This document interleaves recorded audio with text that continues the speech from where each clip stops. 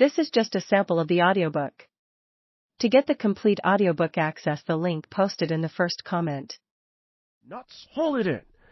But one of the client execs replied that it was just around the corner, and I bolted, hoping that I did not look as bloodless as I felt.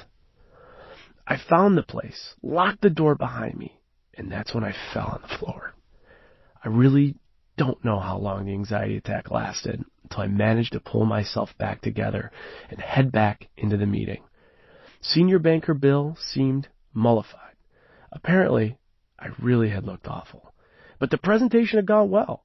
What I mostly remember is that when he and I left the meeting and walked outside to our cars, I took in the sweetest breath of fresh air I had ever known.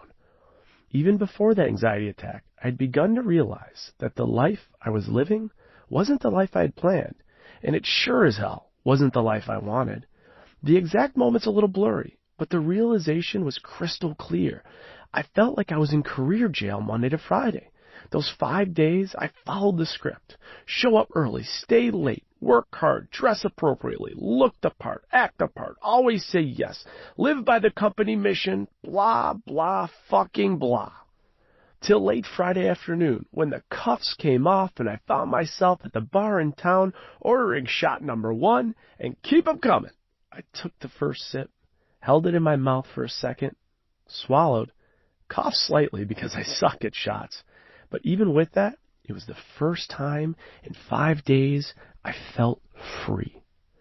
Yet, by Sunday afternoon, I was feeling jumpy all over again. And by Sunday night, I was weighed down, flattened by my own personal kryptonite, the Sunday night scaries. That's what I called the sharp, jittery stabs of stress that seemed to eat away at my gut because of what was coming up the next day. And when I heard the office door close behind me on Monday morning, I felt locked in all over again, with the walls closing in on me. And here's the thing. I felt this way despite the fact that I had the job I had wanted and planned for pretty much since I could remember. I got that job right out of college, where I had earned a bachelor's degree in business administration.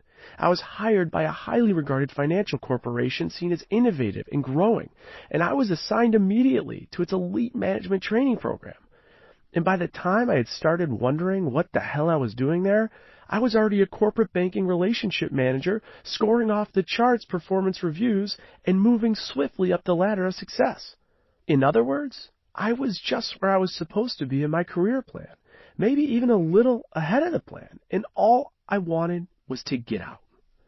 Do you ever feel the way I did? Because I know I'm not alone in this. A lot of my colleagues at the bank grumbled along with me about the corporate culture and all that came with it. Yes, we shared pretty much the same expectations of climbing up the ladder, title by title, promotion by promotion, raise by raise, grinding it out year after year. And we were clear-eyed, or so we thought, about what the ascent would take out of us.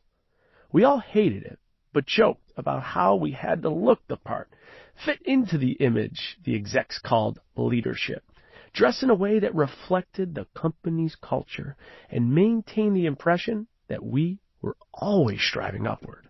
Well, we were always striving upward, but that's because you couldn't get away from the pressure to at least always look like you were striving upward. The message was issued nonstop, if perhaps subconsciously, from the top. We were consistently being made aware of those just a bit above us who were making it big time.